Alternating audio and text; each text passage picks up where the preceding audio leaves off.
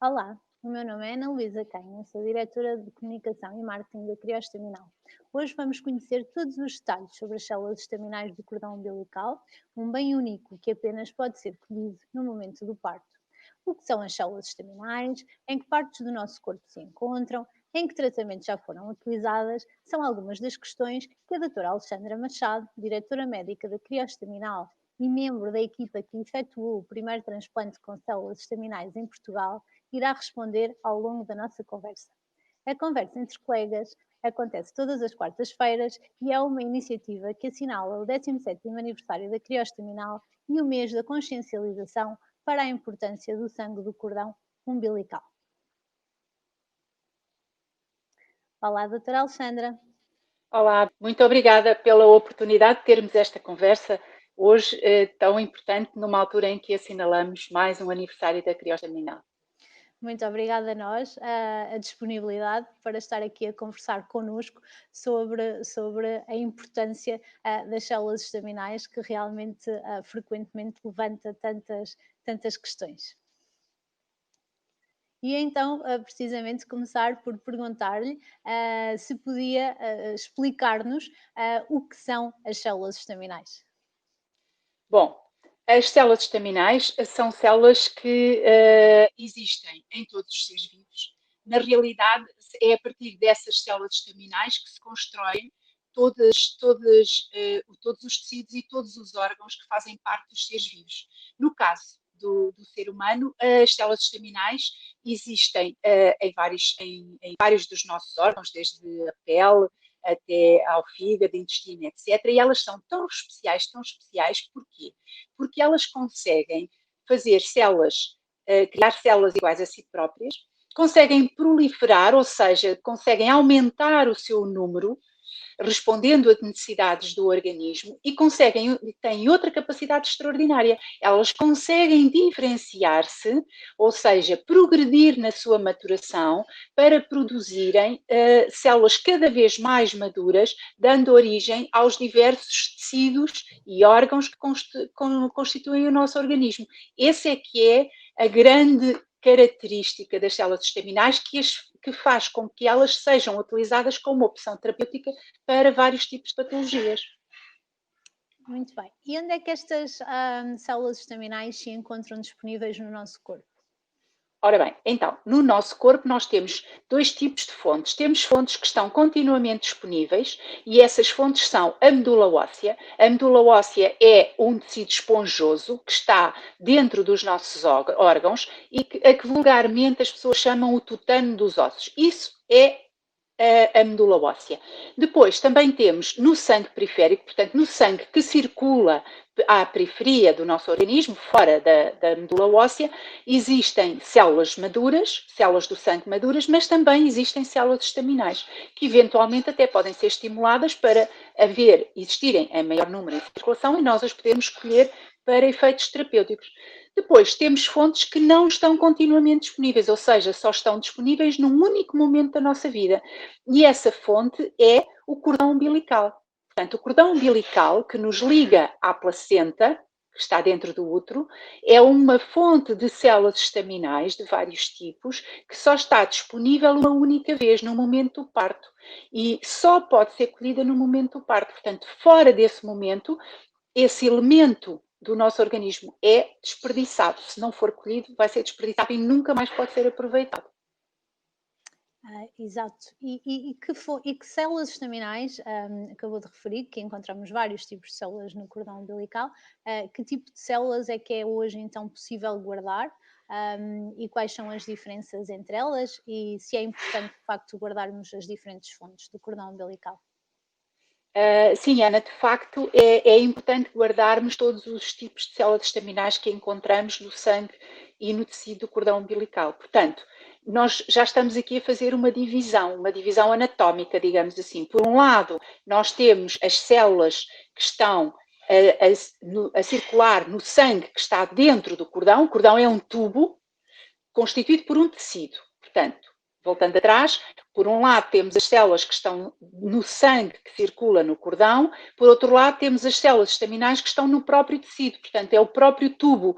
Esse tubo é muito rico num tipo de células chamadas células do tecido do cordão umbilical, são células chamadas mesenquimais. Essas células mesenquimais são células que são capazes de ter capacidades muito interessantes. Por um lado, têm capacidades imunológicas muito interessantes que permitem que, quando são administradas, conseguem parar doenças inflamatórias muito graves que podem existir, por exemplo, quando fazemos transplantes ou, por exemplo, quando há doentes ventilados em cuidados intensivos.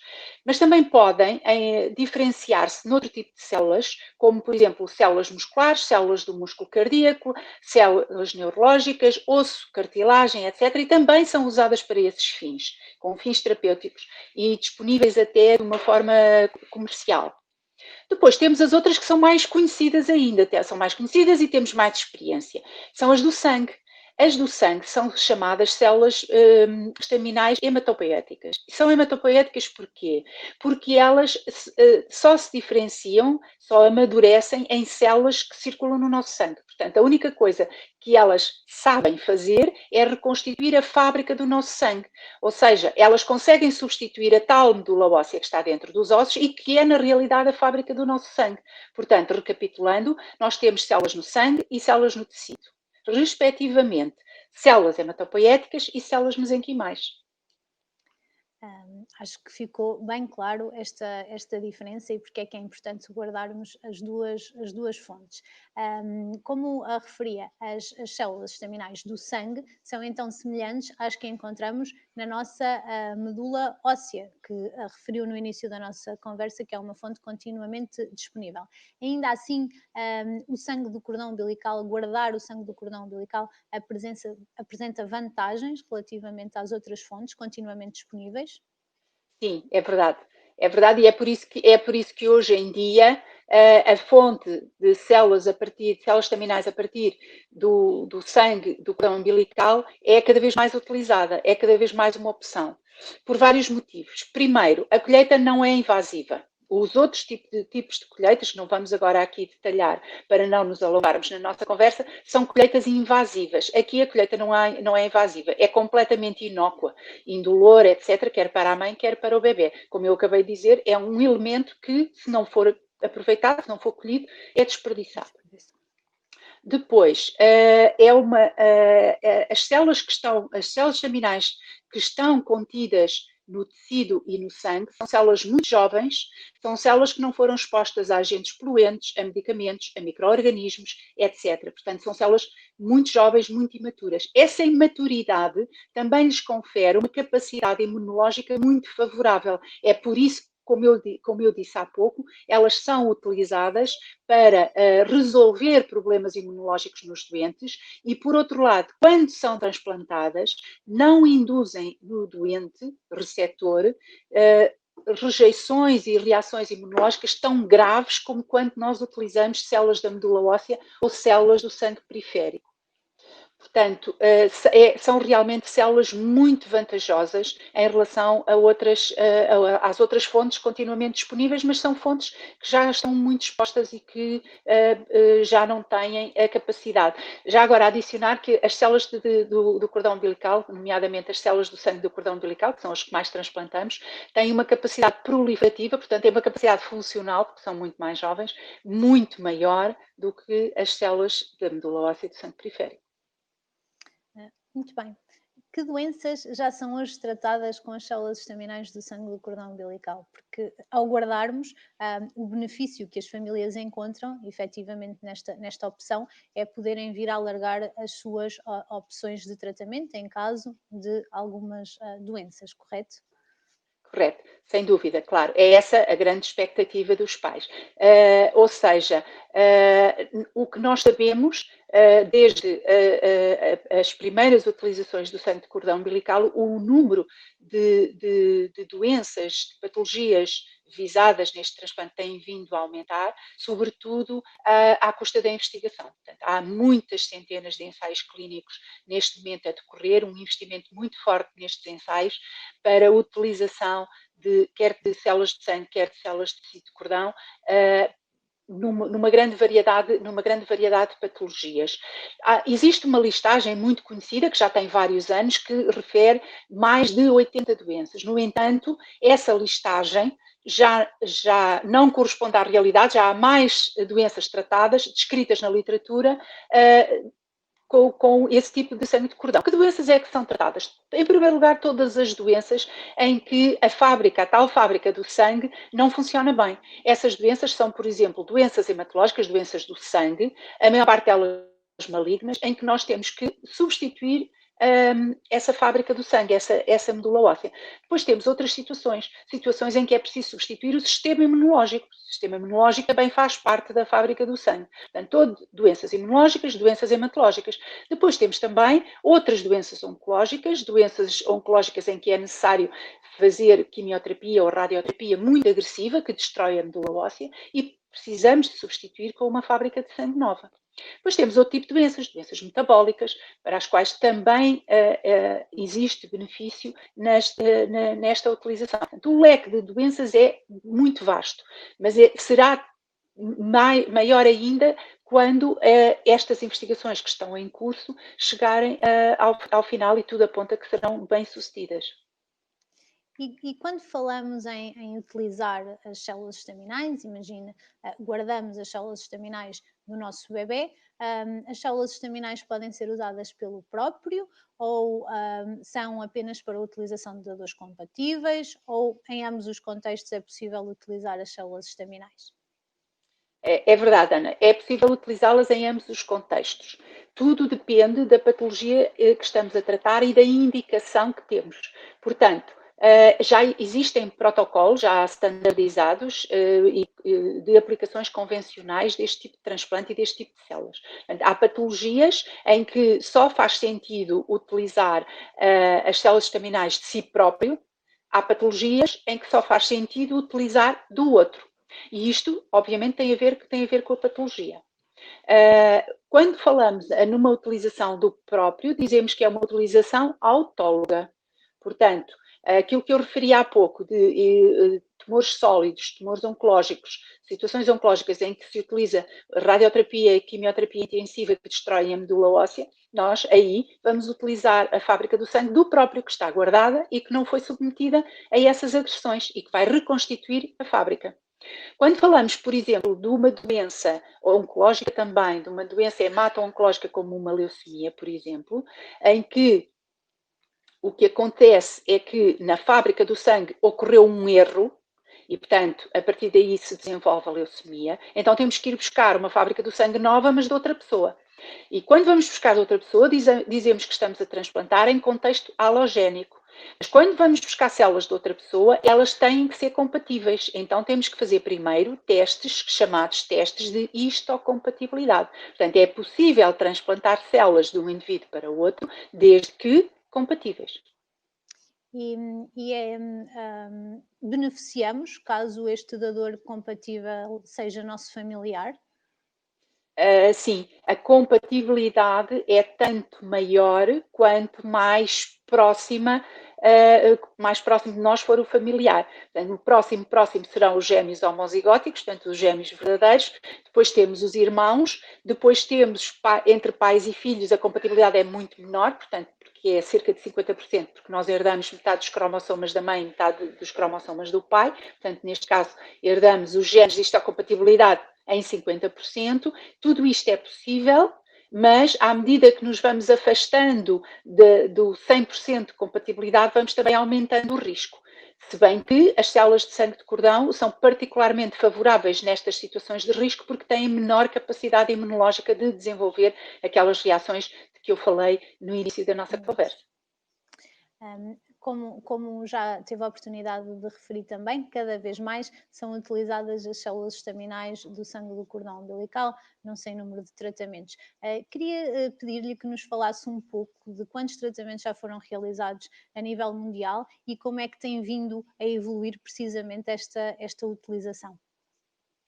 Bom, estas células são conhecidas desde os anos 70 do século passado e quando foram investigadas foi verificado que estas células têm o mesmo potencial em termos de transplantação do que as células de sangue periférico ou de medula óssea. No entanto, a investigação é demorada e naquela altura é ainda mais demorada e, portanto, o primeiro transplante e muito bem sucedido ocorreu em Paris em 1988 e entre irmãos, justamente entre irmãos compatíveis. Mais tarde, aqui em Portugal, fizemos o primeiro transplante nos anos 90, em 1994. Hoje em dia, como eu já referi, é uma opção terapêutica cada vez mais utilizada. Contabiliza-se a nível mundial dos transplantes que estão registados, cerca de 45 mil transplantes realizados até agora. Mas este número temos sempre que ter em conta que é o número registado. Haverá provavelmente muito mais transplantes e muito maior utilização. A doutora Alexandra acabou de referir que em 1994 se realizou o primeiro transplante de células estaminais em Portugal, sendo que fez parte desta equipa. Queria que nos explicasse um pouco como é que foi todo este processo, onde é que decorreu, porque é que optaram pela utilização das células estaminais de sangue do cordão umbilical, se foi bem sucedido. Pode falar-nos um pouco sobre então o primeiro transplante? Sim, claro, com muito gosto, até porque para mim foi um privilégio participar, fazer parte desta equipa e participar nesta aventura. Na altura foi quase uma aventura. Portanto, nessa altura nós recebemos na unidade de transplante, proposta para transplante do Serviço de Pediatria do IPO, uma menina de 4 anos com o diagnóstico de uma leucemia mieloide crónica juvenil. É uma doença muito grave e esta menina já estava refratária à terapêutica. Quer isto dizer que, apesar de todos os protocolos de quimioterapia que já tinha feito, a leucemia não tinha desaparecido e ela mantinha-se com células leucémicas à periferia e, portanto, o desfecho seria catastrófico para esta doença. Entretanto, já todos tínhamos visto na literatura e verificado em congressos que a professora Gluckman já tinha então feito em Paris em 1988 o primeiro transplante e acontece que quando a menina veio à nossa consulta a mãe estava grávida. Na altura penso que estaria grávida de 20 e tal semanas e começámos a pensar e a programar porque a única hipótese de salvarmos esta criança seria um transplante e a criança não tinha irmãos, ou seja, iria ter um irmão e não tinha irmãos. Na altura não se faziam ainda transplantes entre pais e filhos, e sobretudo porque esses transplantes são feitos a partir de sangue de cordão. E então eu pedi aos colegas da maternidade Alfreda Costa que me deixassem treinar, fazer colheitas de sangue de cordão, e foi assim que quando chegou a altura do parto foi feita uma cesariana para podermos ter mais tempo, uma cesariana eletiva para termos mais tempo para proceder à colheita. E assim foi, fizemos a colheita, fizemos a criopreservação do sangue de cordão colhido e ao mesmo tempo, só naquela altura que fizemos os testes de histocompatibilidade e tivemos a felicidade de saber em poucas horas que os 2 irmãos eram compatíveis. Essa menina foi transplantada, logo que foi possível, foi transplantada com o sangue de cordão do irmão. Tudo correu muito bem e tudo correu muito bem até hoje. Portanto, de 1994 até agora, imaginem que esta menina já fez todo o seu percurso académico, já fez a faculdade, já tem a sua vida, tem a sua família e tudo correu muito bem. É realmente muito gratificante poder ouvir estas histórias de sucesso. Apenas aqui uma nota: em 1994 ainda não era possível guardarmos as células estaminais do sangue de cordão umbilical num banco familiar, portanto era mesmo neste tipo de situações que a doutora Alexandra acabou de referir que havia esta possibilidade de tratamento.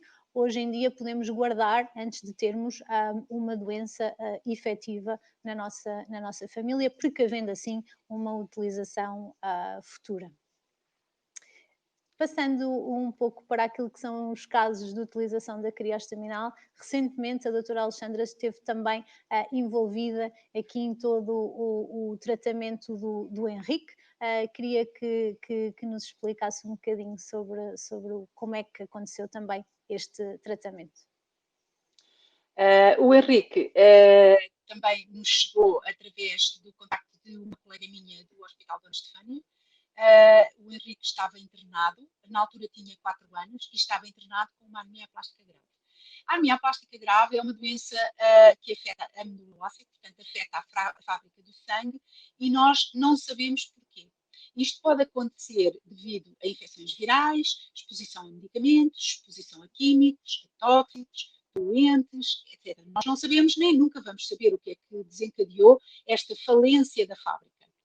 Então, o que acontece é que, como a fábrica não funciona, no sangue deixa de haver glóbulos vermelhos, a pessoa fica com anemia, deixa de haver glóbulos brancos e a pessoa fica com muitas infecções, deixa de haver plaquetas e dão-se várias hemorragias. Portanto, este menino estava a ser tratado com alguns fármacos que conseguem estimular a medula óssea a trabalhar, mas a certa altura eles já não eram muito eficazes e deixaram de ser eficazes. E daí o contacto com a colega da Estefânia, porque o Henrique, quando nasceu, os pais decidiram guardar o seu sangue de cordão umbilical. Então, esta criança foi referida para a unidade de transplante próxima, que é a unidade do Instituto Português de Oncologia de Lisboa, e com a equipa médica foi articulado o resgate e o envio da amostra do Henrique para ele ser transplantado. Ele foi transplantado com o seu próprio sangue de cordão umbilical e cerca de umas poucas, 2 ou 3 semanas depois, a medula óssea começou a funcionar, ele começou a produzir os seus glóbulos vermelhos, os seus glóbulos brancos, as suas plaquetas. Ao fim de algum tempo teve alta e esteve próximo do Instituto ainda durante uns meses e agora, neste momento, está na sua residência habitual, que é nos Açores. E está muito bem. A crescer normalmente e a evoluir normalmente como qualquer criança.